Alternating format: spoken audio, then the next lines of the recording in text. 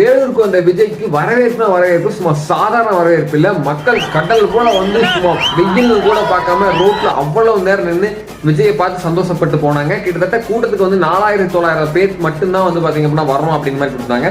Token கொடுத்து கூட allow பண்ணாங்க. பட் ரோட்ல அந்த டோக்கன் எல்லாம் செல்லாத மக்களே அப்படிங்கிற மாதிரி ரோட்ல சும்மா லட்சக்கணக்கான பேர் வந்து விஜய் வரவேற்றாங்க அப்படின்னு தான் சொல்லணும். வேலூர் மக்கள் இதை பார்க்கும்போது, அதாவது மற்ற தலைவர்கள்லாம் இதை பார்த்து அதிர்ந்து போனாங்க அப்படிங்கிற மாதிரி தான் சொல்லணும்.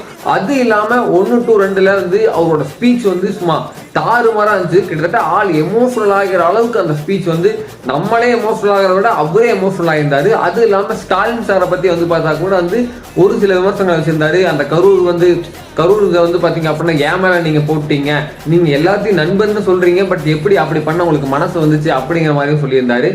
அதை விட ஒரு உண்மையான வந்து ஒரு தலைவனா வந்து நான் எலெக்ஷன்ல ஜெயிச்சுட்டு உங்க எல்லாத்தையும் வந்து பாக்குறேன். ஏன்னா இப்ப என்ன பாக்குறதுக்கு எவ்வளவு கட்டாயங்களும் எவ்வளவு எதிர்ப்பையும் அவங்க தர்றாங்க ஸோ அப்படின்னு உங்களுக்கே தெரியும். அதனால வந்து தேர்தல் ஜெயிச்சு நம்ம ஆட்சி வந்ததுக்கு அப்புறம் கண்டிப்பா நான் அவங்க எல்லாத்தையும் மீட் பண்றேன் அப்படிங்கிற மாதிரி ஒரு வாக்குறுதியும் கொடுத்திருந்தாரு.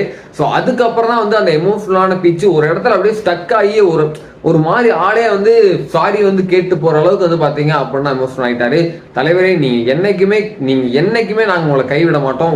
நானே வந்து ஒரு தலர் ரசிகனாவே இருந்தாலும் பட் பாத்தீங்க அப்படின்னா அரசியல் ரீதியா உங்களோட ஸ்பீச்சை கேட்கும்போது உடம்புல கூஸ் பம்ப் ஆகுது அப்படின்னா சொல்லணும். ஸோ இந்த ஒரு ஸ்பீச் வந்து அதுக்கப்புறம் அவர் போகும்போது இன்னி வந்து நான் ஒரு 4 மணி நேரம் டிராவல் பண்ணி போகணும், ஸோ என்னை யாருமே வந்து ஃபாலோ பண்ணாதீங்க, ஸோ நீங்க சேஃபா எல்லாம் போங்க அப்படிங்கிற மாதிரி சொல்லிட்டாரு. பட் நானும் அதான் சொல்றேன், தயவு செஞ்சு அவங்கள யாரும் ஃபாலோ பண்ண வேணாம். ஸோ இன்னைக்கு இதுதான் நடந்துச்சு.